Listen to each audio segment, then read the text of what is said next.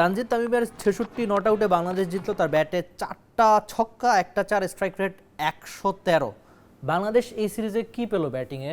সবচেয়ে বড় প্রাপ্তি একজন তানজিদ তামিম, যিনি কিনা ধারাবাহিকভাবে বাংলাদেশের টি-20 ক্রিকেটে সবশেষ 2 বছরে বাংলাদেশের অন্যতম সেরা ব্যাটারের একজন। সেটা পরিসংখ্যান তার পক্ষে কথা বলে। আগে তার রেকর্ডগুলো নিয়ে একটু আলোচনা করা যাক। আন্তর্জাতিক টি-20তে তার নামের সঙ্গে 13টা 50, সাকিবের নামের সঙ্গেও 13টা 50, সর্বোচ্চ 16 50 লিটনের নামের সঙ্গে তামিম রিয়াদ করেছেন 8টা 50। আজকের এই ইনিংসটাই দেখুন, তিনি সিরিজ সেরার অ্যাওয়ার্ডটা জিতেছেন এবং জিতে বলেছেন যে তার ব্যাটিংয়ের প্রতি তার আত্মবিশ্বাস ছিল। আর আপনি যখন এত সহজে ছক্কা মারতে পারবেন, তাকে নিয়ে একবার শারিয়ান হাফিজ একটা কথা বলেছিল যে আপনি দেখেন যে আমরা বা শারিয়ান হাফিজ তার পুরো ক্যারিয়ারে 60টা ছক্কা মেরেছিল, আর এই তানজিদ তামিম একটা ওয়ানডে ইনিংসেই 60টা ছক্কা মারেন।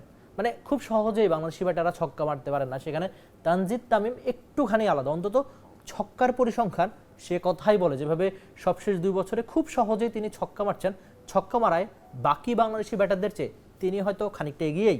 বসুন্ধরা টিস্যু, অশুদ্ধতার বিরুদ্ধে এক বিন্দুও ছাড় নয়। বাংলাদেশিদের মধ্যে আন্তর্জাতিক টি-20তে সবচেয়ে বেশি ছক্কা লিটনের 83, মাহমুদুল্লাহ 77, তানজিদ তামিমের নামের সঙ্গে 59 ছক্কা, সৌম্য হৃদয়ের নামের সঙ্গে 55টা ছক্কা।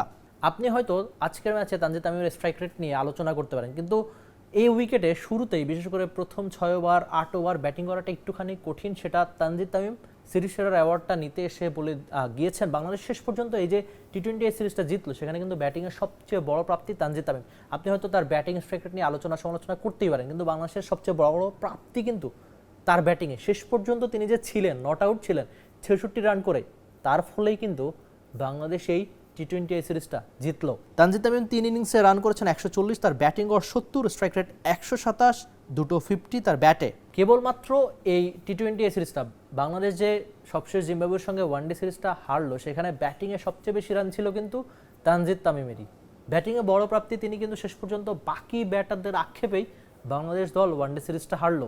3 ম্যাচের ওয়ানডে সিরিজে তানজিদ তামিমের ব্যাটে 159 রান, ব্যাটিং গড় 53, স্ট্রাইক রেট 89, 50 পেয়েছেন দুটো।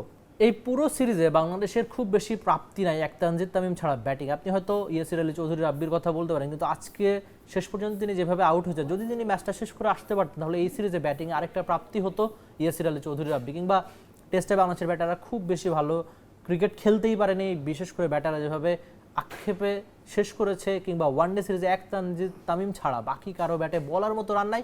টি-20 সিরিজের অনেকটা একই দশা, তার নামের সঙ্গে দুটো 50। তাই এই সিরিজে বাংলাদেশের সবচেয়ে বড় প্রাপ্তি ব্যাটিংয়ে তানজিদ তামিমে, কিংবা তার নামের সঙ্গে সিরিজ সেরার অ্যাওয়ার্ড সে কথাই বলে। For more updates, subscribe to our YouTube channel and click on the bell icon.